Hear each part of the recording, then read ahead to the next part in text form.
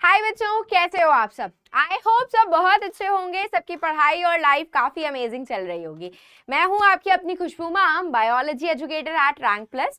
और आज के सेशन में हम स्टार्ट करने वाले हैं आपका chapter number 6 that is control and coordination, जिसका लेक्चर नंबर 1 होने वाला है। एंड परेशान होने की जरूरत नहीं है। जैसे कि मैंने आपको बोला था, लाइफ प्रोसेस के जो हमारे बचे हुए क्वेश्चंस थे वो हम आज के सेशन में भी कवर अप कर लेंगे। तो हम सेशन स्टार्ट वैसे ही करने वाले हैं अपने उन सारे क्वेश्चंस के साथ। उसके बाद हम अपने कंट्रोल एंड कोऑर्डिनेशन को पूरा रिवाइज कर लेंगे, नॉट एंटायर। आधा पार्ट आज हम रिवाइज करेंगे, आधा पार्ट हमारे नेक्स्ट सेशन में रिवाइज करेंगे। एंड उसी से रिलेटेड हमने भर भर के क्वेश्चंस प्रैक्टिस करने हैं जो आपके प्रीवियस ईयर क्वेश्चन हैं और आपके इवन एनसीईआरटी के क्वेश्चंस भी हैं। तो मेक श्योर जरूर करना कि सारे क्वेश्चंस को आप बहुत अच्छे से प्रैक्टिस करो, ठीक है। तो मैं आपको ऑलरेडी बता चुकी हूँ कि हमारे सेशन का फ्लो कैसा रहता है। हमारे सेशन में हम सबसे पहले क्या करते हैं, सारे के सारे चैप्टर को क्या कर लेते हैं, रिवाइज कर लेते हैं। रिवीजन के बाद आपके जितने भी डाउट्स आएंगे मैं आपके सारे डाउट्स कैटर करूंगी। एंड डाउट्स के बाद हम उससे रिलेटेड क्या सॉल्व करेंगे, रिलेटेड क्वेश्चन सॉल्व करेंगे। हमारा पूरा सेशन का फ्लो इसी तरीके से रहने वाला है। तो फिलहाल आज का find your mail ID because I had a doubt in heredity. Okay, why you can't find Khushbu KHUSHBOO dot Bhatia BHATIA @rankplus.live. This is my mail ID. rankplus.live. This is my mail ID. Might be बेटा आपने मेरा नाम गलत किया होगा, शायद नाम की स्पेलिंग गलत हो गई होगी जिसकी वजह से आपका मेल जो है वो बाउंस हो जा रहा होगा। माइट भी ये प्रॉब्लम हुई होगी। तो KHUSHBOO है and dot Bhatia BHATIA and @rankplus.live है मेरी मेल आईडी, ठीक है। तो आज के सेशन में हम सबसे पहले स्टार्ट करने वाले हैं लाइफ प्रोसेस के वो 4 क्वेश्चंस जो हमारे वहां पे छूट गए थे, ठीक है। उन सारे क्वेश्चंस को प्रैक्टिस करने के बाद हम फिर अपना कंट्रोल एंड कोऑर्डिनेशन रिवाइज करेंगे। इन बिटवीन आप मुझसे डाउट्स पूछ लेना एंड उसी चैप्टर से रिलेटेड और हम उसके रिलेटेड क्वेश्चंस भी प्रैक्टिस करेंगे, ठीक है। ऑल क्लियर बच्चों। हाय सौम्या, कैसे हो आप सब, ऑल गुड। चलो तो let's get started without wasting our time, क्योंकि भाई तुम्हारे पास भी टाइम बहुत कम है और बोर्ड्स के एग्जाम ऑलमोस्ट आने वाले हैं, ठीक है। चलो तो here we go with the very first question की name the organs that form the excretory system in human beings. कौन कौन से ऑर्गन्स बताए थे मैंने आपको, देखो एक तो होते हैं 2 पेयर्स ऑफ किडनीज। कौन होती हैं, 2 पेयर्स ऑफ किडनीज होती हैं। सिमिलरली आपके पेयर्स ऑफ यूरेटर्स होते हैं जो आपके 2 ट्यूब्स होते हैं। उसके बाद क्या होता है, आपका यूरिनरी ब्लैडर होता है। एंड लास्ट में यूरिनरी ब्लैडर के बाद क्या आ जाता है, आपका यूरेथ्रा आ जाता है। तो this is your entire parts of your excretory system, ठीक है। उसके बाद नेक्स्ट उसने क्या बोला है, describe in brief how urine is produce in our human body. तो मैंने आपको पूरा नेफ्रॉन का डायग्राम बताया था जिसमें मैंने सारे स्टेप्स बताए थे, जिसमें से सबसे पहला स्टेप आपका क्या होता है, अल्ट्रा फिल्ट्रेशन का होता है, जिसमें से आपका ग्लोमेरुलस जो होती है वो आपके यूरिया को, पानी को, ग्लूकोज को, आयंस को, स्टॉल को फिल्टर करके आपके बोमैन कैप्सूल में लेकर के आती है। And that's the very first process, ultra filtration. Next process जो होता है दैट इज ट्यूब्यूलर रीएब्जॉर्प्शन का, जहां पे गलती से जो आपका पानी, आयंस, ग्लूकोज एब्जॉर्ब फिल्टर हो गए थे उसको आपकी प्रॉक्सिमल कॉन्वोल्यूटेड ट्यूब्यूल वापस से रीएब्जॉर्ब कर लेती है। एंड लास्ट में आपका क्या हो जाता है, ट्यूब्यूलर सिक्रीशन होता है जिसमें loop of Henle and DCT क्या करती है, आयंस को सिक्रीट करती है ताकि हमारे बॉडी का ऑस्मोटिक बैलेंस बना रहे। इस तरीके से हमारी एंटायर यूरिन फॉर्मेशन होती है जिसमें मेजरली यूरिया की प्रेजेंस होती है, थोड़ा बहुत पानी होता है, वो आपका यूरेटर्स के थ्रू यूरिनरी ब्लैडर में स्टोर होती है और फिर यूरिनरी ब्लैडर के बाहर वो यूरेथ्रा के थ्रू एक्सक्रीट कर दी जाती है। तो this is the entire urine formation, ठीक है। यहाँ पे आप चाहो तो अपना नेफ्रॉन का डायग्राम भी बना सकते हो, बना करके आप एक्सप्लेन कर सकते हो, ठीक है। Here you go with the next question कि how do plants get rid of excretory products? तो भाई डिफरेंट तरीके से डिफरेंट प्रोसेसेस से, देखो स्टोमेटा के थ्रू भाई वो गैशियस एक्सचेंज गैसेस को एक्सचेंज कराता है, ऑक्सीजन एक्सक्रीट कराता है in the process of photosynthesis, ठीक है, ऑक्सीजन एक्सक्रीट कराता है in the process of photosynthesis, और कार्बन डाइऑक्साइड एक्सक्रीट कराता है in the process of respiration, ठीक है। उसके बाद क्या और होता है, आपका H2O का रिलीज होता है by the process of transpiration, ये भी आपका कहीं ना कहीं वेस्ट प्रोडक्ट में काउंट होता है। एंड उसके बाद और क्या होता है, आपके लेंटिसल्स प्रेजेंट होते हैं आपके स्टेम में जो कि वेस्ट जैसे कि गम्स एंड रेजिन्स एक्सक्रीट करते हैं। एंड जो आपकी पत्तियां होती हैं, लीफ होती हैं, जब वो येलो होकर के सड़ जाती है तो वो फॉल डाउन हो जाती हैं, तो उन येलो कलर की जो लीफ होती है उनमें भी वेस्ट मटेरियल प्रेजेंट होता है प्लांट्स का। तो इन बेसिक तरीकों से आपका क्या करती है, प्लांट्स अपने वेस्ट प्रोडक्ट को एक्सक्रीट आउट करती है। इवन रूट्स भी बहुत सारा वेस्ट मटेरियल सॉइल के अंदर एक्सक्रीट आउट करता है, ठीक है। अब हम नेक्स्ट बात करेंगे how is the amount of urine regulated. This is actually a 2024 का क्वेश्चन, 2024 का पीवाईक्यू है ये कि आपका यूरिन का जो अमाउंट है बॉडी के अंदर वो कैसे रेगुलेट होता है। तो देखो दो चीजें होती हैं, सबसे पहला कि कितना अमाउंट ऑफ वेस्ट आपकी बॉडी में प्रेजेंट है उस हिसाब से आपकी यूरिन फॉर्मेशन होती है।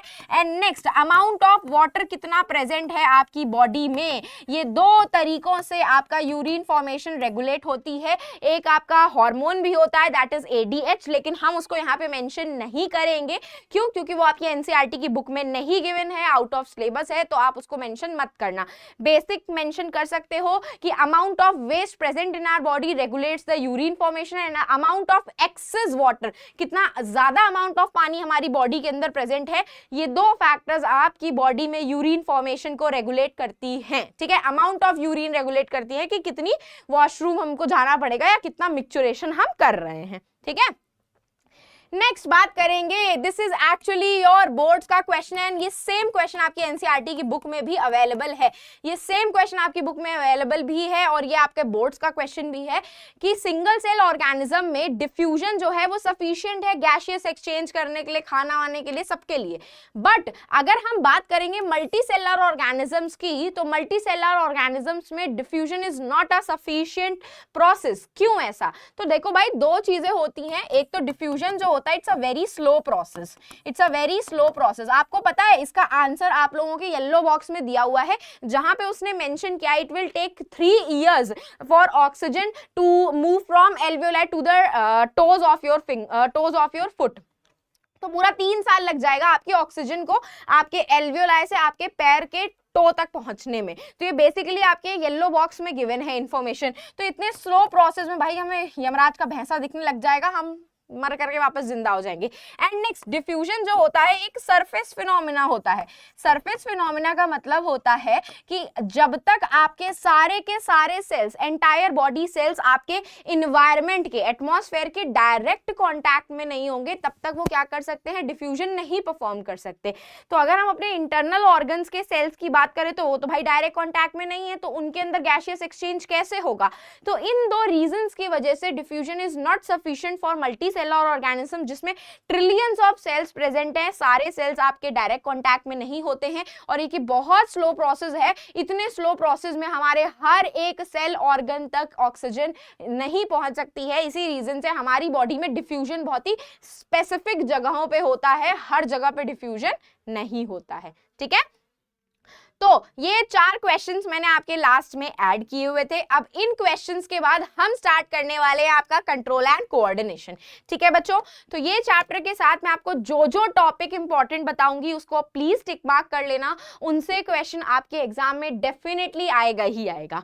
अभी तक लाइफ प्रोसेस के टॉपिक में किसी को कोई डाउट है तो पूछ सकता है, कोई डाउट है 5 मिनट में फटाक से पूछ लो, तब हम फिर कंट्रोल एंड कोऑर्डिनेशन स्टार्ट करेंगे आपका, ठीक है। कोई डाउट बच्चों आप लोगों को लाइफ प्रोसेस में, जो मैंने लास्ट क्लास में आपको बताया था, एक्सक्रीशन में, ट्रांसपोर्टेशन में और आपके रेस्पिरेशन पार्ट में, ये तीनों टॉपिक इंपॉर्टेंट है। बेसिकली एक्सक्रीशन जो है आपका सबसे ज्यादा इंपॉर्टेंट टॉपिक है, ठीक है।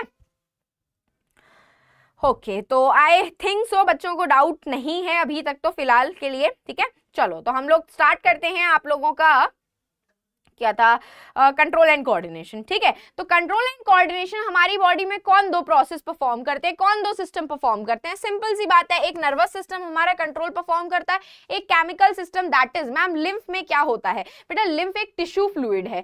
टिश्यू फ्लूइड का मतलब होता है कि जैसे आपके ये दो सेल्स प्रेजेंट है, ये दो सेल्स के बीच में ना जो स्पेस प्रेजेंट होती है, ठीक है, अब ये जो सेल्स हैं यहां से भी तो आपकी ब्लड कैपिलरीज फ्लो हो रही होती हैं, ठीक है, यहां से भी तो आपकी ब्लड कैपिलरीज फ्लो हो रही होती हैं। क्यों हो रही होती है? नहीं तो सेल्स के लेवल पे ऑक्सीजन पहुंचेगी कैसे?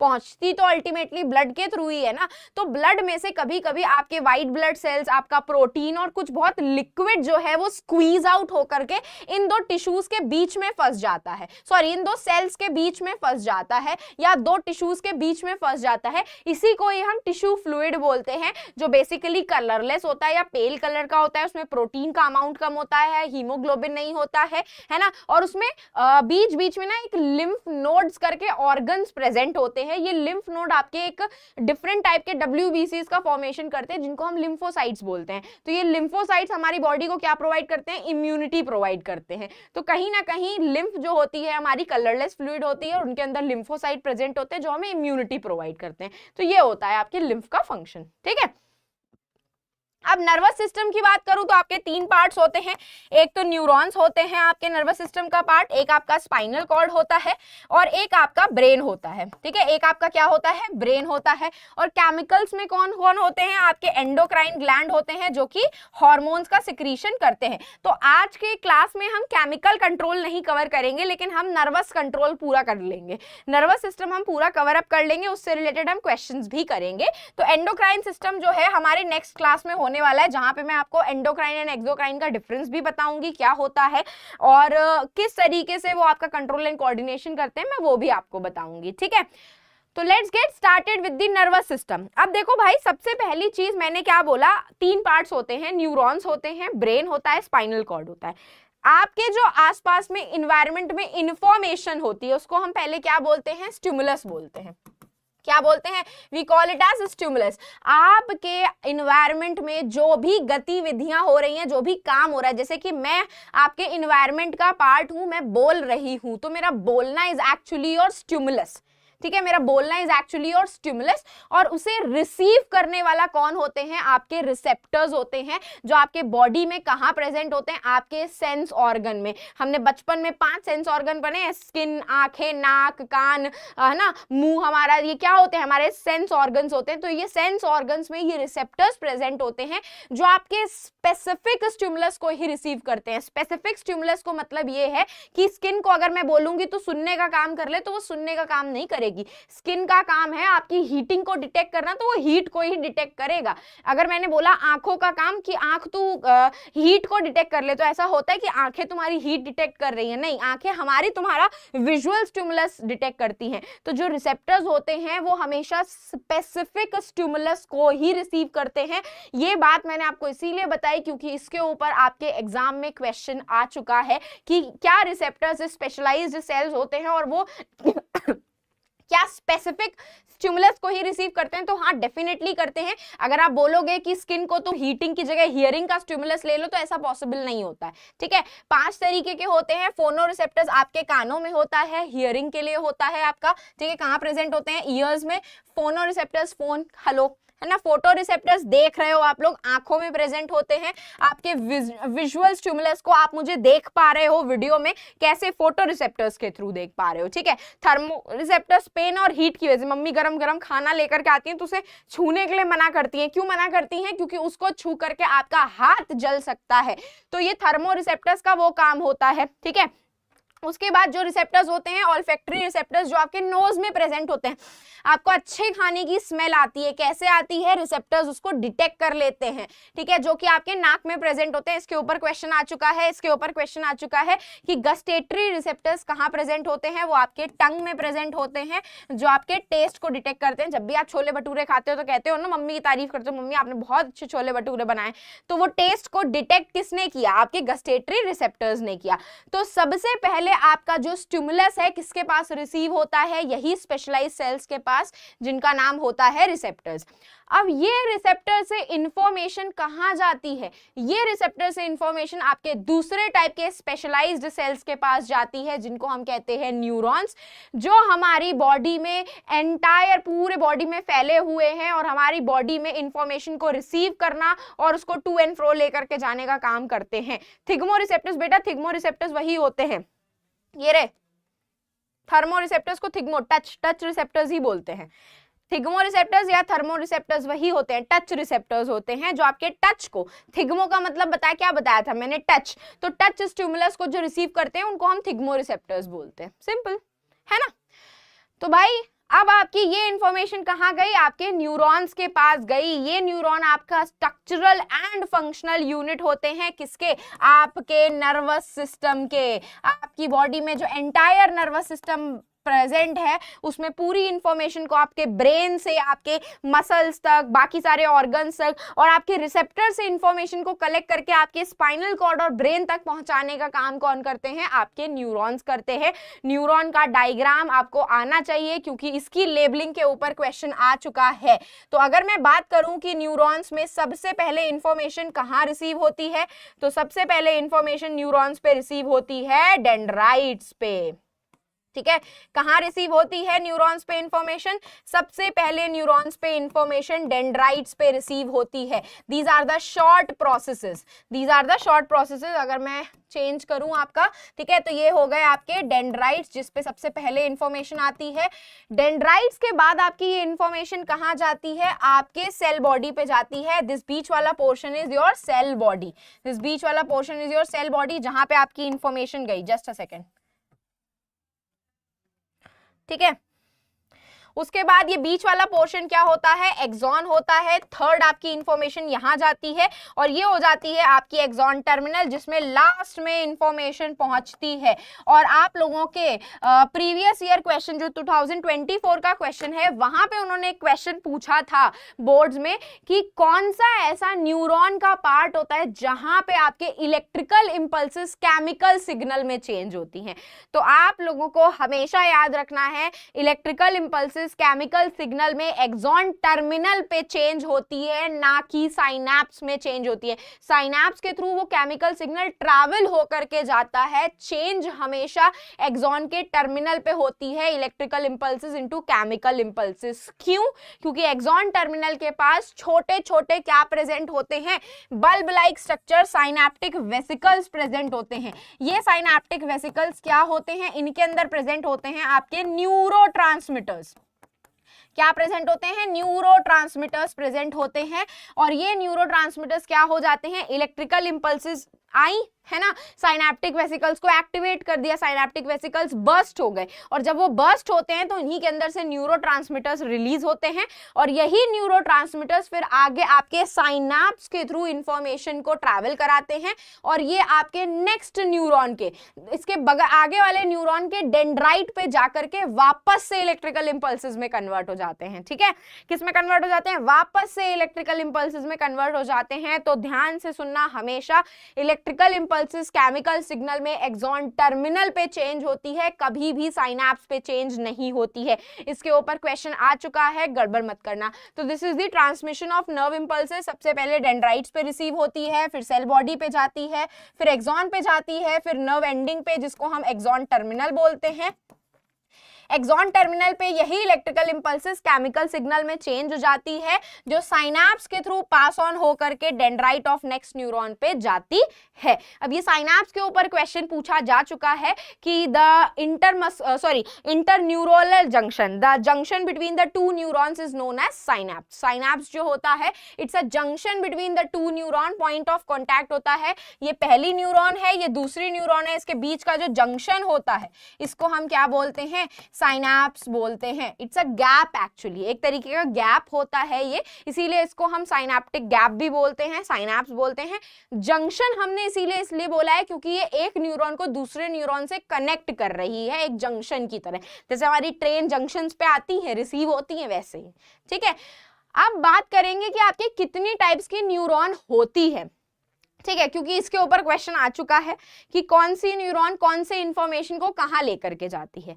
तो भाई सिंपल सा नाम से ही समझ में आ जाएगा आपको। सेंसरी न्यूरॉन क्या होती है, क्या कर रही होगी, खुद गैस करो। सेंसरी न्यूरॉन आपके इंफॉर्मेशन को सेंस ऑर्गन से लेकर के आपके ब्रेन तक पहुंचाती है, सेंस ऑर्गन से ब्रेन तक पहुंचाती है। ठीक है, इसका अपोजिट करने वाला काम कौन करता है, मोटर न्यूरॉन करती है। मोटर न्यूरॉन इसका जस्ट अपोजिट काम करती है। ब्रेन ने इंफॉर्मेशन पहुंच गई ब्रेन तक, ब्रेन ने दिमाग लगाया, भाई ब्रेन ने दिमाग लगाया कह रही हूँ, ब्रेन आपको इंस्ट्रक्ट करेगा, वो इंस्ट्रक्शंस आपके ब्रेन से कहां तक पहुंचेंगे, आपके मसल्स तक पहुंचेंगे या आपके बाकी बॉडी ऑर्गन्स तक पहुंचेंगे, किसके थ्रू, बाकी बॉडी ऑर्गन्स तक पहुंचेंगे किसके थ्रू, आपके मोटर न्यूरॉन्स के थ्रू। किसके थ्रू, आपके मोटर न्यूरॉन्स के थ्रू।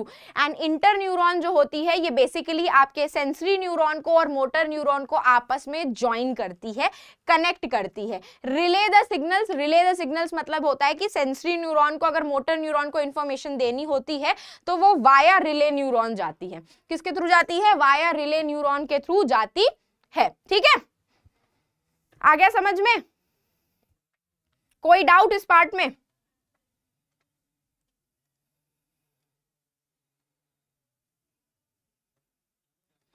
कोई डाउट इस पार्ट में कि सेंसरी न्यूरॉन क्या होती है, मोटर न्यूरॉन क्या होती है और रिले न्यूरॉन क्या होती है? ठीक है, चलो तो moving on to the next part that is neuromuscular junction. Ma'am कहाँ होती है इंटरफेरॉन, इंटरन्यूरॉन? बेटा इंटरन्यूरॉन दो चीजों के बीच में प्रेजेंट होती है। जैसे कि अगर आप साइनैप्स का वो देखोगे ना, सॉरी साइनैप्स बोल रही हूँ, रिफ्लेक्स एक्शन का, रिफ्लेक्स आर्क का डायग्राम देखोगे ना, तो देखो ये प्रेजेंट है आपकी इंटरन्यूरॉन, ये प्रेजेंट है आपकी इंटरन्यूरॉन,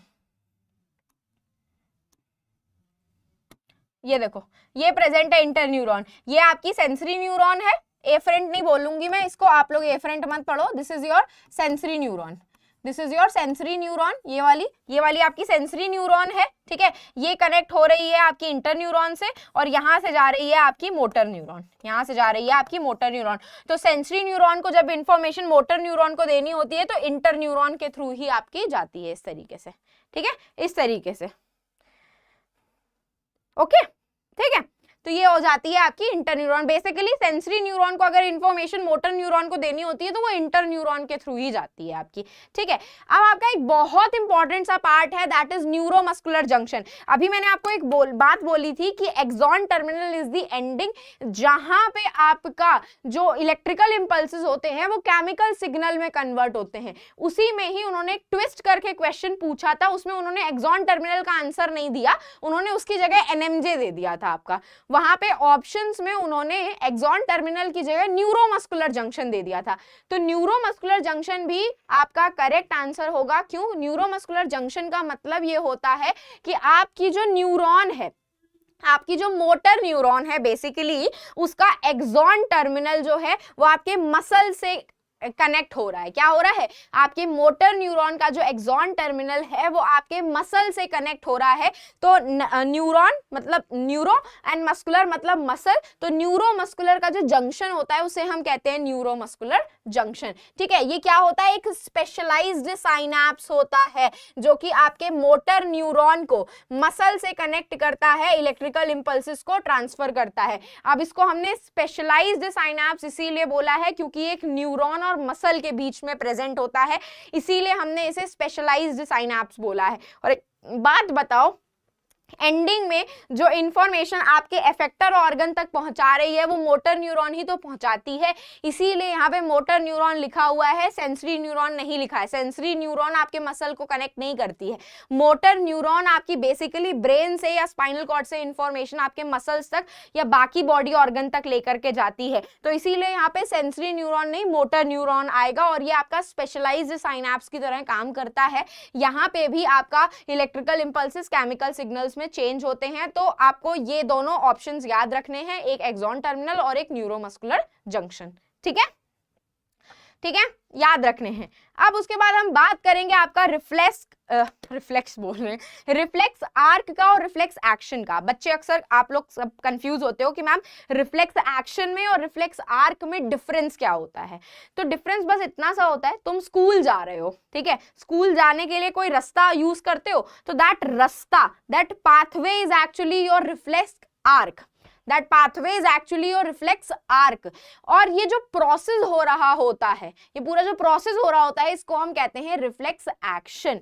और यहाँ पे आपका स्पाइनल कॉर्ड इन्वॉल्व होता है मेनली। तो आपसे एक क्वेश्चन कभी कभी टीचर पूछ लेती है कि कौन सा ऐसा एक्शन होता है जहां पे ब्रेन इन्वॉल्व हो जाता है, जहां पे आपका रिफ्लेक्स एक्शन में ब्रेन इन्वॉल्व हो जाता है। तो जो आंखों वाले रिफ्लेक्स एक्शन होते हैं ना मेजरली, उसमें ना ब्रेन इन्वॉल्व हो जाता है। क्यों? क्योंकि ऑप्टिक नर्व जो होती है ना वो आपके ब्रेन से पास में होती है as compare to spinal cord. तो एक वो वाला एक्शन होता है जहां पे आप बहुत जोर जोर से आंखें ब्लिंक करने लग जाते हो, क्योंकि ऑप्टिक नर्व जो होती है वो आपके ब्रेन से ज्यादा पास में होती है as compare to spinal cord, इसीलिए वहां पे आपका ब्रेन रिफ्लेक्स एक्शन कंट्रोल करने लग जाता है, जिसको हम सेरिब्रल रिफ्लेक्स बोलते हैं। क्या बोल देते हैं?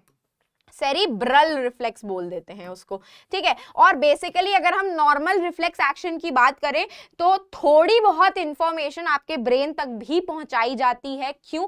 एक बात बताओ, जब सबसे पहली बार तुमने गर्म कप को छुआ होगा तो तुम्हें समझ में आ गया था कि अब तुम्हें अगली बार से गर्म कप को नहीं छूना है। क्यों नहीं छूना है? क्योंकि तुम उससे जल सकते हो। तो क्या ये मेमोरी नहीं है? क्या ये तुम्हारे दिमाग में फीड नहीं हो गया? कैसे फीड हुआ? ये जो आपका रिफ्लेक्स एक्शन परफॉर्म होता है स्पाइनल कॉर्ड के थ्रू, इसकी थोड़ी बहुत इंफॉर्मेशन आपके ब्रेन तक भी पहुंचाई जाती है, ताकि ब्रेन को याद रहे कि भाई तुमने किया क्या था। नेक्स्ट टाइम से अगर तुमने यही सेम चीज करी तो तुमको नुकसान हो सकता है। इस चीज के लिए ब्रेन के अंदर मेमोरी बिल्ड की जाती है, ठीक है।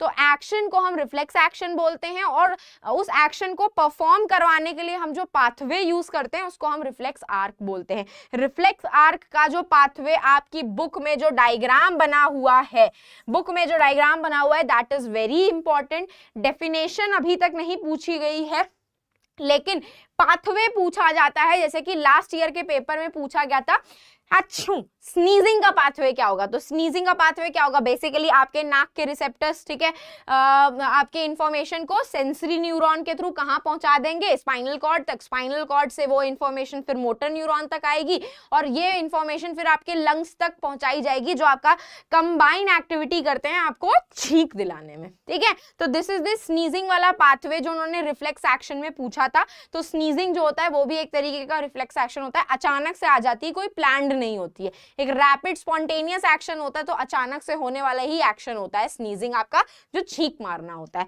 ठीक है। तो अच्छे से पढ़ लेना, रिफ्लेक्स आर्क का जो डायग्राम आपकी बुक में गिवन है, दैट इज इंपॉर्टेंट, ठीक है।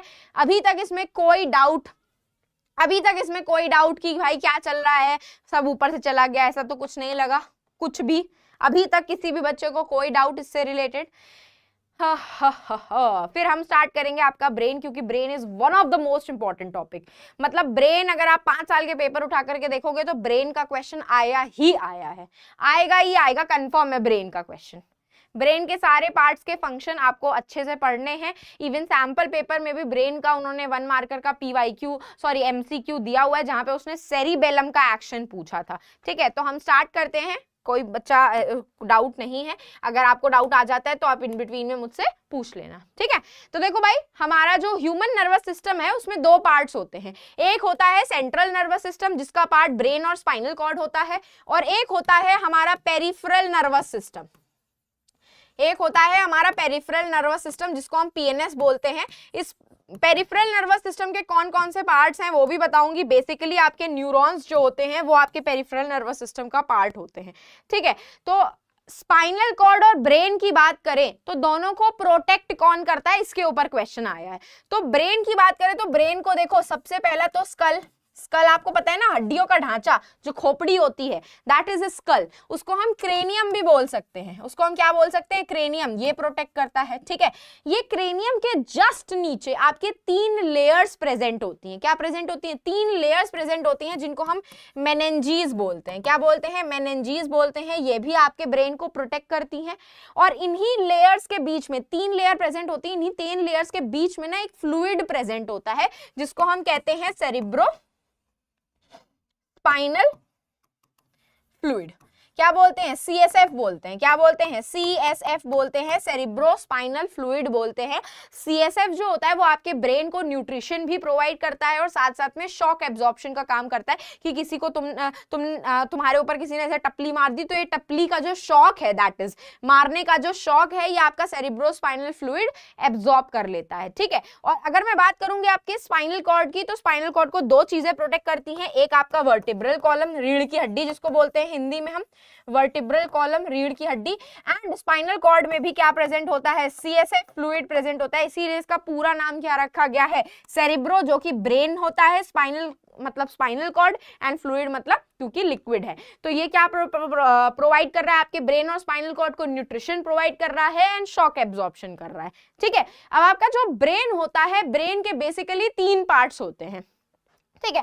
अगर आपके प्री बोर्ड्स में लोब्स ऑफ द ब्रेन से क्वेश्चन आया है तो लेट मी टेल यू, आपका प्री बोर्ड टफ बनाने के लिए उन्होंने लोब्स ऑफ द ब्रेन के ऊपर क्वेश्चन पूछा है। अदरवाइज सेरिब्रम के जो लोब्स होते हैं, ऑक्सीपिटल वगैरह वगैरह जो लोब्स होते हैं, उनसे क्वेश्चन नहीं आएगा। फ्रंटल, ऑक्सीपिटल, इससे लोब से क्वेश्चन नहीं आएगा, ये आपके सिलेबस में नहीं है, ठीक है। तो सबसे पहला पार्ट होता है आपका फोरब्रेन, जिसके 3 पार्ट्स होते हैं। पहला पार्ट होता है आपका cerebrum, which is the largest part of your brain. Cerebrum forebrain का पार्ट होता है, सबसे लार्जेस्ट पार्ट होता है। क्या करता है?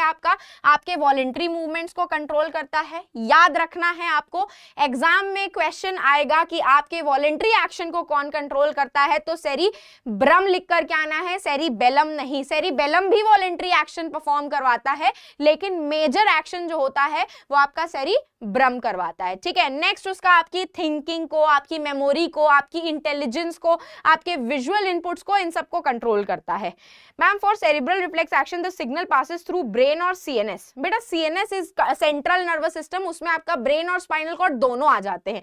तो यहाँ पे सिर्फ ब्रेन होगा, ठीक है, यहाँ पे सिर्फ ब्रेन होगा जो सेरिब्रल रिफ्लेक्स एक्शन है। और बेसिकली वो आपके उसमें होता है जहां पे आपकी आंखों का रिफ्लेक्स एक्शन होता है, क्योंकि ऑप्टिक नर्व जो होती है ना आपकी, जो आंखों में प्रेजेंट होती है, आपने फिजिक्स में पढ़ा हुआ है आई का डायग्राम, वो ऑप्टिक नर्व आपके ब्रेन से डायरेक्टली कनेक्टेड होती है, ना कि आपके स्पाइनल कॉर्ड से। तो इसीलिए वहां वाले एक्शन में आपका ब्रेन इंक्लूड हो जाता है, ठीक है। और उसमें हम CNS नहीं लिखते हैं, उसमें हम ब्रेन लिखते हैं, क्योंकि CNS में आपका स्पाइनल कॉर्ड भी आ जाता है, आपका ब्रेन भी आ जाता है, ठीक है। हम वहां पे सिस्टम की बात कर रहे होते हैं, हम वहां पे सिस्टम नहीं, सिर्फ ब्रेन की बात करते हैं, जहां पे आप सेरिब्रल रिफ्लेक्स एक्शन होता है, ठीक है।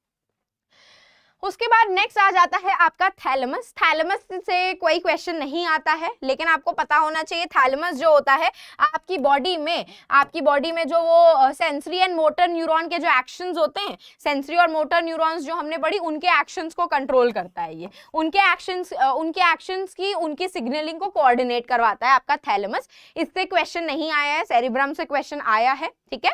मोस्ट वेलकम सौम्या जी। हाइपोथैलेमस से क्वेश्चन आएगा ही आएगा।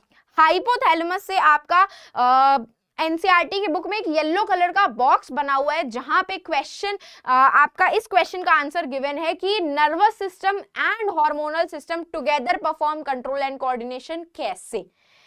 क्या मुझे कोई बता सकता है कि nervous system and hormonal system साथ में मिलकर के कैसे कंट्रोल एंड कोऑर्डिनेशन परफॉर्म कराते हैं? इसका आंसर आपकी बुक में उसी येलो बॉक्स में लिखा हुआ है। तो उसका आंसर ये है कि जो आपका हाइपोथैलेमस होता है ना, ये आपके मास्टर ग्लैंड तो पता है ना कौन होता है? मास्टर ग्लैंड तो पता है ना कौन होता है? पिट्यूटरी ग्लैंड को कंट्रोल करता है। तो अगर आपकी इंफॉर्मेशन आपके नर्वस सिस्टम तक पहुंची है, तो ये नर्वस सिस्टम में आपका हाइपोथैलेमस भी एक्टिवेट हुआ है, और यही हाइपोथैलेमस फिर क्या करता है? आपके मास्टर ग्लैंड को क्या करता है? जगा देता है, एक्टिवेट करता है, और ये मास्टर ग्लैंड फिर फर्दर आपके बाकी सारे ग्लैंड्स को एक्टिवेट कर देता है। तो इस तरीके से आपका nervous system and hormonal system together perform control and coordination. इसके अलावा हाइपोथैलेमस जो होता है, ये आपके बॉडी के टेम्परेचर को, आपकी भूख को, आपकी प्यास को, आपके सेक्सुअल बिहेवियर को, आपके इमोशंस को, इन सबको कंट्रोल करता है। इन सबको क्या करता है? कंट्रोल करता है। और इसे हम मास्टर ऑफ मास्टर ग्लैंड भी बोलते हैं, क्योंकि ये आपके पिट्यूटरी ग्लैंड को कंट्रोल करता है, उसके एक्शंस को कंट्रोल करता है। तो बच्चे अक्सर बोलते हैं ना कि मैम वो येलो बॉक्सेस इंपॉर्टेंट नहीं है, इसीलिए बता रही हूँ येलो बॉक्सेस इंपॉर्टेंट है, क्योंकि कभी कभी उनमें जो रीजंस लिखे होते हैं उनसे क्वेश्चन आ जाता है।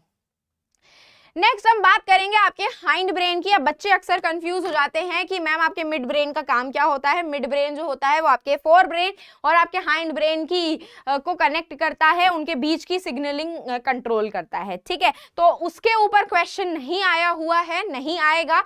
हाइंड ब्रेन के ऊपर क्वेश्चन आया हुआ है, हाइंड ब्रेन के तीनों पार्ट्स के ऊपर क्वेश्चन आया है। सबसे पहला पार्ट होता है आपका सेरिबेलम, जो आपके बॉडी के पोस्चर को मेंटेन करता है कि आप चल कैसे रहे हो, स्ट्रेट चल रहे हो कि नहीं चल रहे हो, डांस कैसे कर रहे हो, है ना, बैठ कैसे रहे हो। तो आपके बॉडी के पोस्चर को और बैलेंस को मेंटेन करता है। तो बेसिकली आपके वॉलेंट्री एक्शन को कंट्रोल कर रहा है।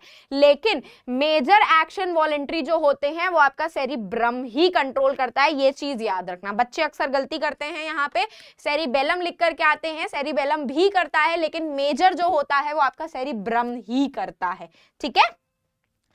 अब मैं बात करूंगी मेडुला ऑब्लोंगेटा की। Is one of the most part, one of the most important part आपके ब्रेन का। क्यों? क्योंकि आपके ब्रेन का ऐसा पार्ट है जो आपके इनवॉलेंट्री एक्शंस कंट्रोल कर रहा है। इनवॉलेंट्री एक्शंस तो पता है ना, मतलब आपके जो इंटरनल ऑर्गन्स हैं अंदर के, उनके सबके एक्शन कंट्रोल कर रहा है। तो अगर किसी के मेडुला ऑब्लोंगेटा पे डायरेक्ट इंजरी होती है तो बस खत्म, वो इंसान वही खत्म।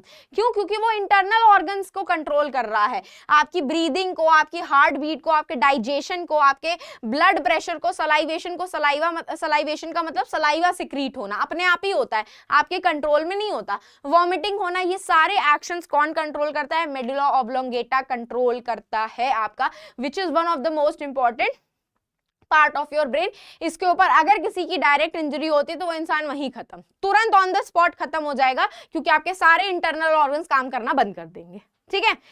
नेक्स्ट और द लास्ट पार्ट आपके हाइंड ब्रेन का होता है पॉन्स। पॉन्स जो होता है वो आपका रेस्पिरेशन कंट्रोल करता है। यहां से बच्चे कंफ्यूज हो जाते हैं कि मैम रेस्पिरेशन तो इनवॉलेंट्री एक्शन है, वो मेडुला ऑब्लोंगेटा क्यों नहीं कंट्रोल करता? रेस्पिरेशन आपका पॉन्स कंट्रोल करता है, और ये आपकी स्लीप साइकिल को, जो सबकी बिगड़ी हुई है एग्जाम की वजह से, मैम की भी बिगड़ी हुई है, उसको कंट्रोल करता है कि आप कब सो रहे हो, कब जाग रहे हो, ये सब कुछ कंट्रोल करता है आपका पॉन्स, ठीक है। नेक्स्ट आ जाते हैं आपके पेरिफेरल नर्वस सिस्टम पे, जिसका दो पार्ट्स होते हैं। एक ऑटोनॉमिक नर्वस सिस्टम पार्ट होता है, एक सोमैटिक नर्वस सिस्टम पार्ट होता है। Autonomic nervous system and somatic nervous system दो पार्ट्स होते हैं। अभी तक इसके ऊपर एक बार ही क्वेश्चन आ चुका है। यहाँ पे आपके नर्व्स मेनली पार्ट होते हैं। पेरिफेरल नर्वस सिस्टम का जो मेन पार्ट होता है, मेन कॉम्पोनेंट होते हैं, वो आपके न्यूरॉन्स होते हैं। कौन कौन होती हैं? क्रेनियल नर्व्स होती हैं जो आपके ब्रेन से अराइज हो रही होती हैं, और स्पाइनल नर्व्स होती हैं जो आपके स्पाइनल कॉर्ड से अराइज हो रही होती हैं। ऑटोनॉमिक नर्वस सिस्टम फर्दर दो पार्ट्स में डिवाइडेड है। सोमैटिक नर्वस सिस्टम आपके वॉलेंट्री स्केलेटल मसल्स को कंट्रोल करता है, मतलब आपकी जो हाथों की और पैरों की मसल्स है ना, उसको सोमैटिक नर्वस सिस्टम कंट्रोल कर रहा है। और ऑटोनॉमिक नर्वस सिस्टम आपके इंटरनल ऑर्गन्स की जो मसल्स हैं, स्मूथ मसल्स और कार्डियक मसल्स, उनके मूवमेंट करवाता है, ठीक है, उनकी मैसेजेस को ट्रांसफर करता है। ये आपके दो टाइप के होते हैं ऑटोनॉमिक, एक होता है पैरासिम्पैथेटिक, एक होता है सिंपैथेटिक। सिंपैथेटिक जो होता है वो एक्टिव बनाता है, अलर्ट बनाता है कि कोई खतरा आपका आ रहा है तो आप एकदम से एक्टिव हो गए। वो कौन करता है? आपको सिंपैथेटिक डिवीजन करता है। और अगर आप जैसे खाना खाने के बाद लगता है ना, हा बहुत अच्छी नींद आ रही है, आपको एकदम डल बना देता है, वो कौन करता है? पैरासिम्पैथेटिक डिवीजन करता है। तो ये आपके पार्ट्स जो हैं ये सारे पूछे नहीं गए हैं अभी तक, बट आपको पता होने चाहिए क्योंकि आपके सिलेबस में प्रेजेंट है। तो माइट भी कंफ्यूजन ना हो उस टाइम पे अगर कोई क्वेश्चन आ गया तो, इसीलिए मैंने आपको बता दिया। अब आप लोग पूछ लो भाई, कोई एक एक्स्ट्रा डाउट है आपका इस टॉपिक से रिलेटेड, फिर हम अपने क्वेश्चन स्टार्ट करेंगे, ठीक है।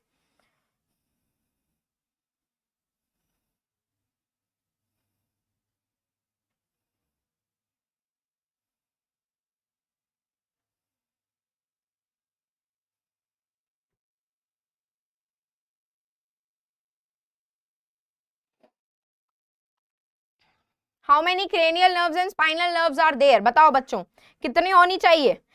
बहुत कॉमन नंबर है, बहुत कॉमन नंबर है, दैट्स अ बहुत कॉमन नंबर। बेटा क्रेनियल नर्व्स जो होती हैं वो 12 पेयर्स ऑफ क्रेनियल नर्व्स होती हैं, and spinal nerves is the 31 pairs of spinal nerves. 31 pairs होती हैं स्पाइनल की, और क्रेनियल जो होती हैं those are 12 pairs of cranial nerves, ठीक है। क्रेनियल जो होती है वो आपके ब्रेन से अराइज होती है, स्पाइनल जो होती है वो आपके स्पाइनल कॉर्ड से अराइज होती है, ठीक है। तो ये हो जाता है आपका बेसिकली, ठीक है, पूरा डिविजन ये हो जाता है बेसिकली आपका पूरा डिविजन। कोई और दिक्कत, कोई और क्वेश्चन जो पूछना है इस पार्ट से रिलेटेड?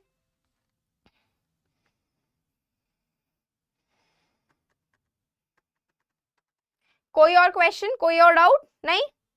चलो तो let's get started with our questions कि क्या क्या क्वेश्चंस होने वाले हैं, ठीक है। चलो here you go with the very first question कि what constitutes the central and peripheral nervous system, how are the components of nervous system protected, okay, and which signal will get disrupted in case of spinal cord injury। तो अभी हमने spinal CNS का पढ़ा था। CNS के कौन से दो पार्ट होते हैं, एक होता है आपका ब्रेन और एक होता है आपका स्पाइनल कॉर्ड, ठीक है। और पेरिफेरल नर्वस सिस्टम की बात करूं तो अभी मैंने आपको बताया था क्रेनियल नर्व्स होती हैं, स्पाइनल नर्व्स होती हैं आपकी, एंड कौन कौन होते हैं आपके sympathetic and parasympathetic division, autonomic and somatic nervous system. ये सारे क्या हो गए आपके पेरिफेरल नर्वस सिस्टम के पार्ट हो गए, ठीक है। उसके बाद उसने पूछा है ये सारे कंपोनेंट्स प्रोटेक्ट कैसे होते हैं। तो बेसिकली यहाँ पे कौन से कंपोनेंट की बात हो रही है, यहाँ पे सीएनएस के कंपोनेंट्स की बात हो रही है, क्योंकि पीएनएस को एज सच प्रोटेक्शन का जो एग्जांपल है वो आपकी बुक में नहीं गिवन है, तो वो आपसे डायरेक्टली सीएनएस का पूछ रहा है।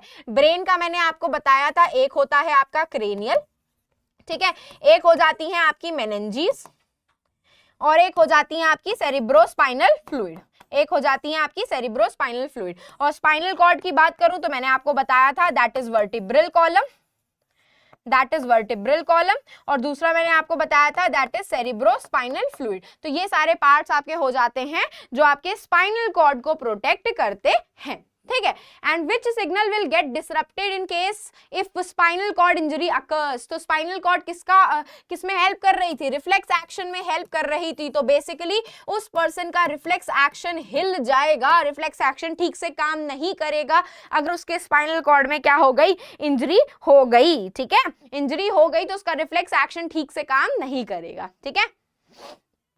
चलो moving on to the next question, the human brain can be broadly divides into 3 region, name those 3 region, what is cranium, what is its function and how the control and coordination takes place in human beings। कैसे हो रहा था आपका। तो भाई हमारा human brain कितने parts में डिवाइडेड था, एक हमारा फोर ब्रेन था जिसके 3 पार्ट्स थे, एक हमारा मिड ब्रेन था जिसका कोई डिवीजन नहीं होता है, और एक हमारा हाइंड ब्रेन होता है जिसके अगेन 3 पार्ट्स होते हैं, ठीक है। तो हम क्या लिखेंगे आपका, ठीक है, देखो फोर ब्रेन में कौन कौन सा हो गया आपका, सेरिब्रम हो गया, सेरिब्रम हो गया, और दूसरा कौन सा हो गया, थैलेमस हो गया, और सी हो गया आपका हाइपोथैलेमस, सी हो गया आपका हाइपोथैलेमस, ठीक है। मिड ब्रेन का कोई डिवीजन नहीं था आप लोगों का, ठीक है। हाइंड ब्रेन में क्या हो गया आपका, सेरिबेलम हो गया, बी हो गया आपका मेडुला ऑब्लोंगेटा, एंड सी हो गया आप लोगों का पॉन्स, सी हो गया आप लोगों का पॉन्स। तो this is the entire division of your brain जो अभी हमने आप लोगों का पढ़ा, ठीक है। उसके बाद वो पूछ रहा है कि क्रेनियम क्या है, उसका फंक्शन क्या है। तो क्रेनियम मैंने आपको क्या बताया था, it's a bony box, it's a skull, या उसको हम बोनी बॉक्स बोल सकते हैं। आपकी बुक में बोनी बॉक्स लिखा हुआ है, जो आपके ब्रेन को क्या प्रोवाइड कर रहा होता है, प्रोटेक्शन प्रोवाइड कर रहा होता है। It provides protection to your brain, ठीक है। And how the control and coordination takes place in human body with the help of nervous and hormonal system. यहाँ पे आपको बेसिक सी लैंग्वेज में एक्सप्लेन करना पड़ेगा कि first the stimulus will be received on the receptors and from receptors this information is transferred to our brain through the sensory neurons. Brain then interpret the information and transfer it through the motor neuron, and motor neuron transfers this information to our muscles and organs which will in response performs the response, ठीक है। वो आपकी response perform करती हैं। आप चाहें तो उसमें हार्मोनल सिस्टम का भी एग्जांपल लिख सकते हो, या फिर आप यहाँ पे ना वो एग्जांपल लिख सकते हो जहाँ पे आपकी डरने वाली सिचुएशन होती है, जहाँ पे एड्रेनलिन हार्मोन सिक्रीट होता है, वो वाली सिनेरियो भी एग्जांपल लेकर के डिफाइन कर सकते हो, क्योंकि वहां पे आपका nervous system and hormonal system साथ में परफॉर्म करता है काम। कैसे, मैंने आपको बताया था, आपके फोटो रिसेप्टर्स हो गए, आपने देखा सामने से कोई कुत्ता दौड़ करके आ रहा है आपके पास, आपकी फोटो रिसेप्टर्स ने ये इन्फॉर्मेशन कहाँ पहुंचा दी, आपके स्पाइनल कॉर्ड तक, आपके रिफ्लेक्स एक्शन परफॉर्म किया, या फिर आप कोई भी अपने हिसाब से एग्जाम्पल यहाँ पे डिफाइन कर सकते हो। बहुत लंबा आंसर नहीं लिखना है क्योंकि ये 3 मार्क्स का क्वेश्चन है, 1 मार्क्स का आ जाएगा आपका, ठीक है, 1 मार्क्स का आ जाएगा आपका। Okay, next question. Tabulate the difference between nervous and the chemical control. This is the important question. This is the important question. ये question आ सकता है आपके nervous system से कि what is the difference between nervous and hormonal system. ठीक है, nervous system की बात करें तो कौन information transfer करता है? आपके neurons करते हैं. किसके format में transfer होती हैं? Electrical impulses के format में transfer होती हैं आपकी. ठीक है, कैसी होती हैं? Fast in action होती है, fast in action. ठीक है, लेकिन इसका जो रिस्पॉन्स होता है वो बहुत ही रिस्पॉन्स जो होता है वो शॉर्ट लिव्ड होता है, बहुत ही कम टाइम के लिए होता है, दैट इज शॉर्ट लिव्ड. ठीक है, वही अगर मैं बात करूं आपके हार्मोनल सिस्टम की, आपके हार्मोनल सिस्टम की, तो हार्मोनल सिस्टम में इंफॉर्मेशन किसके थ्रू पहुंचती है? ब्लड के थ्रू पहुंचती है. कौन पहुंचाता है?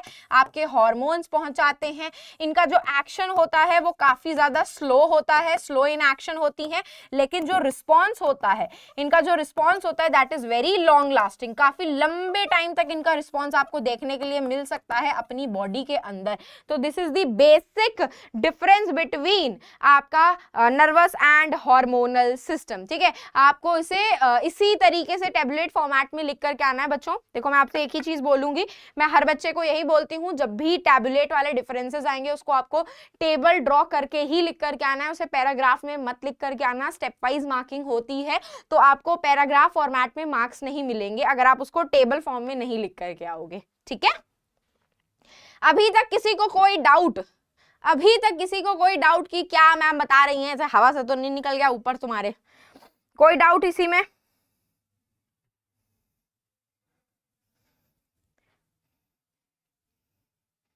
अभी तक तो कोई इशू नहीं है ना किसी भी बच्चे को? चलो ठीक है, नेक्स्ट हम बात करते हैं name the part of the human brain which controls the voluntary and involuntary action. तो भाई वॉलेंट्री एक्शन को मैंने अभी बताया था आप लोगों को. वॉलेंट्री एक्शन कौन कंट्रोल करता है? आपके सेरिब्रम कंट्रोल करता है, which is a part of your fore brain, which is the part of your fore brain. ठीक है, और अगर मैं बात करूं आपके इनवॉलेंट्री एक्शन की, अगर मैं बात करूं आपके इनवॉलेंट्री एक्शन की, तो वो कौन कंट्रोल करता है? आपका मेडुला ऑब्लोंगेटा कंट्रोल करता है. मेडुला ऑब्लोंगेटा कंट्रोल करता है, which is a part of your hind brain, which is the part of your hind brain. ठीक है, तो ये हो गए आपके सिंपल से आंसर. ठीक है, ये हो गया आपका सिंपल सा आंसर. कोई और डाउट इसमें? चलो moving on to the next question, what happens at the synapse between two neurons? इसका डायग्राम ड्रॉ करना है, तो भाई डायग्राम ड्रॉ करके दिखाती हूँ. देखो होता क्या है, ये मैंने बनाया diagram. This is your axon terminal, this is your axon terminal. ठीक है, इन्हीं एक्सॉन टर्मिनल पे क्या प्रेजेंट होती हैं? साइनेप्टिक वेसिकल्स प्रेजेंट होती हैं.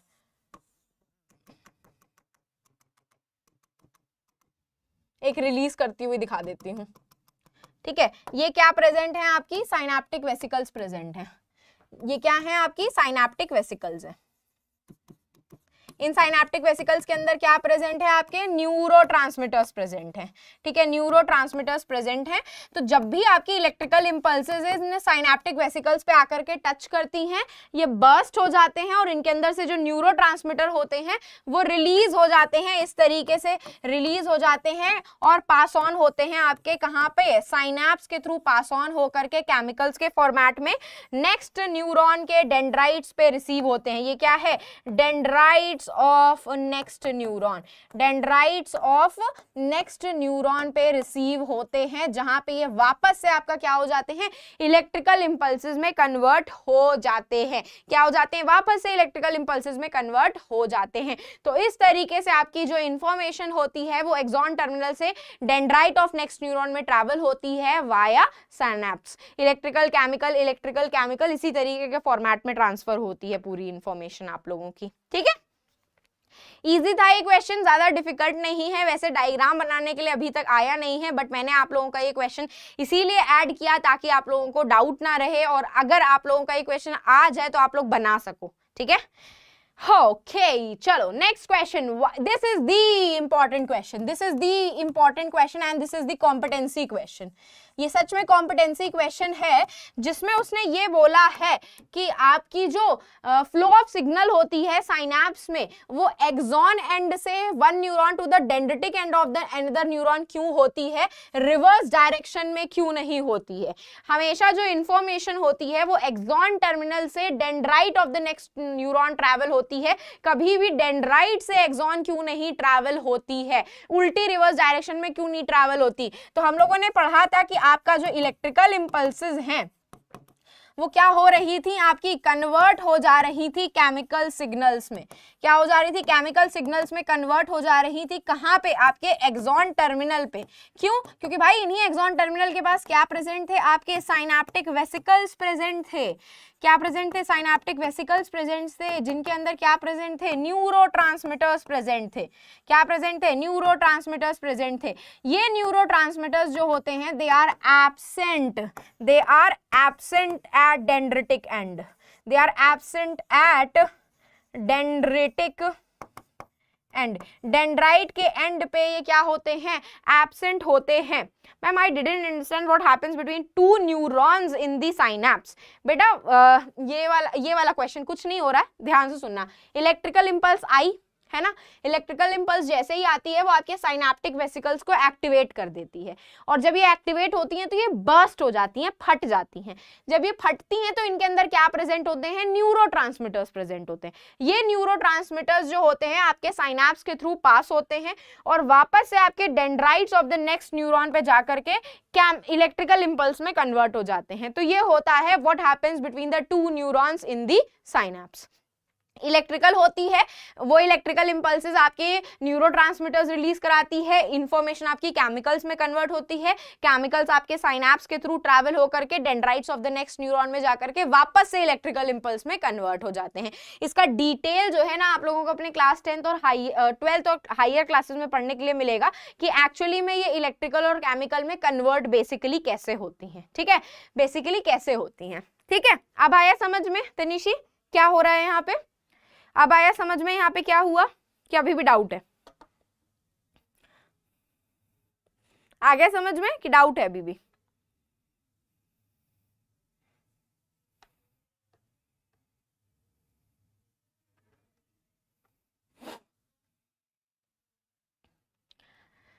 और ये जो न्यूरोट्रांसमीटर्स होते हैं they are absent at dendritic end. Neurotransmitter dendrites के एंड पे एब्सेंट होते हैं, इसीलिए आपकी जो इंफॉर्मेशन होती है वो हमेशा एक्सोनल एंड से डेंड्राइट्स पे ट्रैवल होती है। कभी भी डेंड्राइट्स से एक्सोनल एंड पे ट्रैवल, उल्टी ट्रैवल नहीं होती, क्योंकि आपकी इंफॉर्मेशन इलेक्ट्रिकल से सिग्नल में साइनेप्स में कन्वर्ट ही नहीं हो पाएगी। साइनेप्स जो होता है उसमें हमेशा इंफॉर्मेशन केमिकल्स के फॉर्मेट में ही ट्रैवल होगी, कभी भी इलेक्ट्रिकल इंपल्सेस के फॉर्मेट में ट्रैवल नहीं हो सकती है। और ये केमिकल्स डेंड्राइट्स पे एब्सेंट होते हैं, इसीलिए इंफॉर्मेशन उल्टी ट्रैवल नहीं होती है, हमेशा एक्सोनल एंड से डेंड्रिटिक एंड पे ही ट्रैवल करती है। मोस्ट वेलकम बेटा जी, मोस्ट वेलकम, इट्स ओके।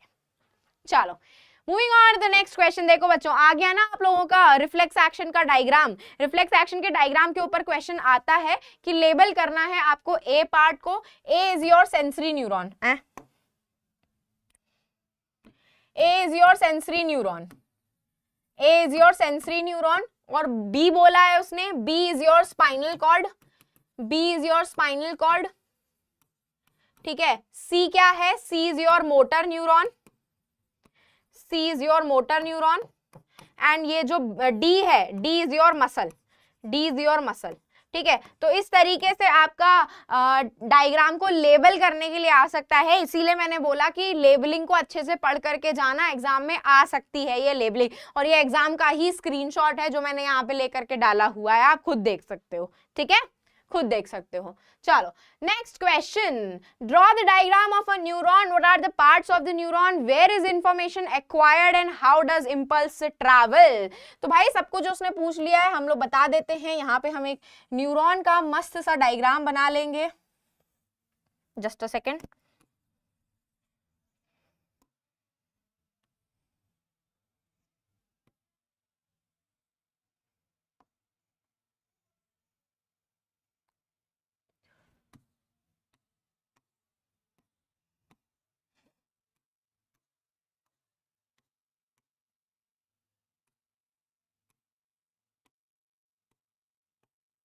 ठीक है, अब इसको हम क्या कर लेते हैं, लेबल कर लेते हैं। ठीक है, तो लेबल करने के लिए ये वाला क्या पार्ट हो गया आपका, डेंड्राइट्स हो गई ये वाली, सबसे पहले इंफॉर्मेशन आपके डेंड्राइट्स पे ही रिसीव होती है। This is your cell body जिसपे आपकी डेंड्राइट से इंफॉर्मेशन फिर पास ऑन की जाती है। दिस इज योर एक्सॉन जिसपे थर्ड पोजीशन पे आपकी इंफॉर्मेशन आती है।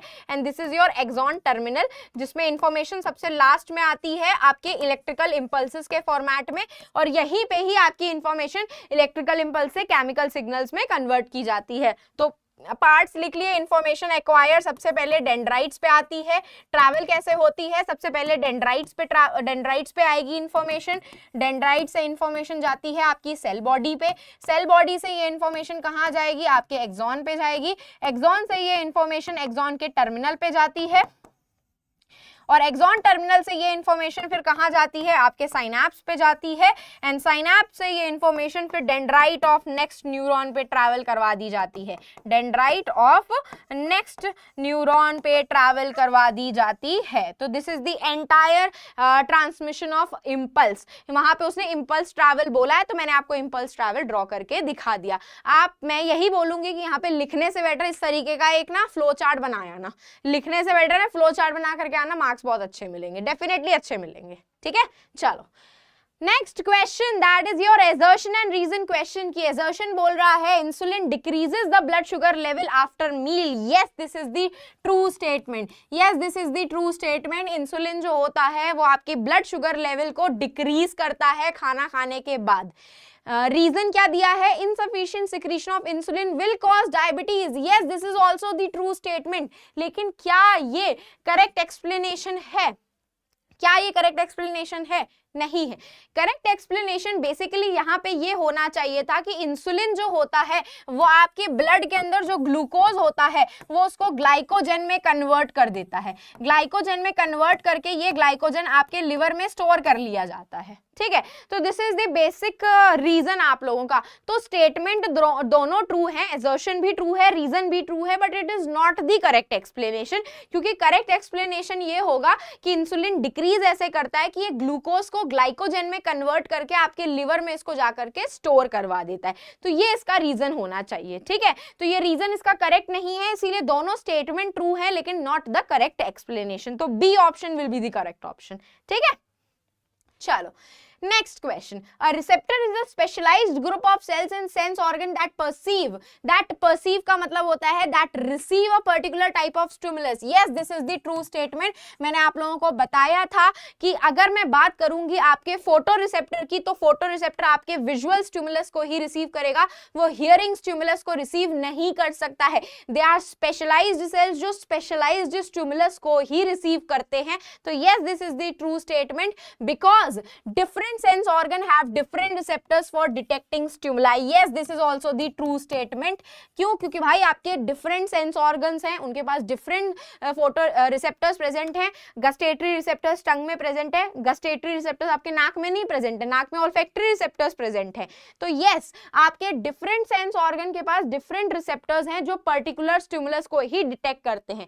तो both the statements are true and is the correct explanation। बेटा effector का मतलब होता है कि जो रिस्पॉन्स परफॉर्म करवा रहा है, जैसे कि आपकी मसल्स, आपका मसल्स जो होती हैं वो इफेक्टर ऑर्गन होती है जो एट लास्ट में इंफॉर्मेशन रिसीव होने पे रिस्पॉन्स क्रिएट करती हैं, रिस्पॉन्स जनरेट करवाती हैं, उनको हम इफेक्टर ऑर्गन्स बोलते हैं। ठीक है, तो बच्चों अब आप लोगों को जो डाउट है आप मुझसे पूछ सकते हो भर भर के, क्योंकि हमारे सारे क्वेश्चंस एंड हो जाते हैं एंड बेसिकली इसी तरीके के ही क्वेश्चंस आपके एंटायर सिलेबस में आपसे पूछे जाएंगे कंट्रोल एंड कोऑर्डिनेशन से। एंड नेक्स्ट में हम आपके हार्मोनल सिस्टम के बारे में पढ़ेंगे। हार्मोनल सिस्टम ह्यूमन ब्रेन के बाद आपका बहुत इंपॉर्टेंट टॉपिक है। हार्मोनल सिस्टम से एक क्वेश्चन आप लोग डेफिनेटली एक्सपेक्ट कर सकते हो, आएगा ही आएगा आप लोगों का।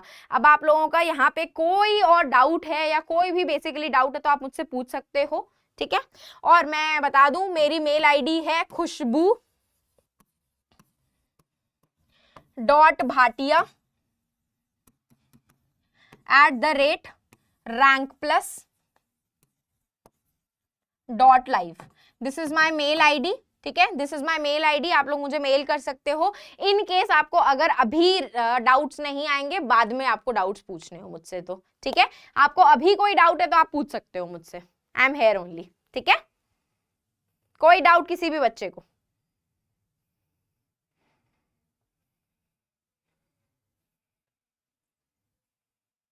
कि सबके डाउट क्लियर है भाई। मैम ने इतना अच्छा पढ़ा दिया कि सबके डाउट्स क्लियर है एकदम।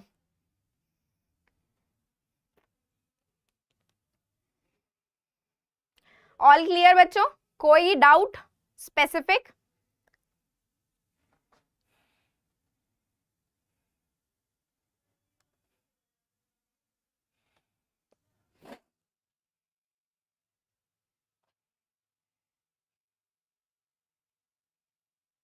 कोई डाउट नहीं है बच्चों?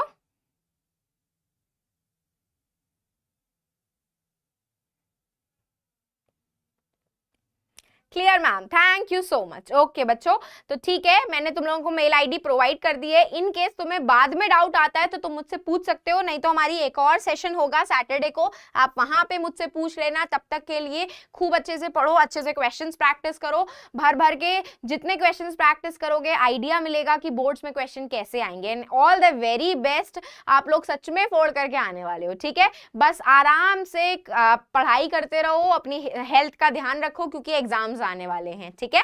चलो ओके बच्चों, okay, no doubt. Ma'am pons pain signal भी डिटेक्ट करता है? पैन सिग्नल बेटा, पैन सिग्नल समझी नहीं, पेन सिग्नल नहीं, नहीं नहीं, पेन सिग्नल जो है वो आपका हाइपोथैलेमस, इमोशंस, इमोशंस जो है वो वही करता है, इमोशंस जो है वो आपका वही करता है, ठीक है? सिग्नल रिसीव करने का काम जो होता है, पेन जो है वो आपका थर्मो रिसेप्टर्स या थिग्मो रिसेप्टर्स कह सकते हैं, रिसेप्टर्स डिटेक्ट करते हैं। और डिटेक्ट करने के बाद उसको ट्रांसफर ब्रेन तक तो किया ही जाता है। डिटेक्ट करने का काम थर्मो रिसेप्टर्स, रिसेप्टर्स करेंगे, डिटेक्ट करने का काम हमेशा रिसेप्टर्स करते हैं, क्योंकि स्टिमुलस रिसेप्टर्स को ही इस तरीके से स्पेशलाइज किया जाता है, ठीक है? मोस्ट वेलकम बेटा जी, मोस्ट वेलकम। एनी डाउट और कोई डाउट, या फिर we should end the session, या मैं हूं तुम लोगों के लिए?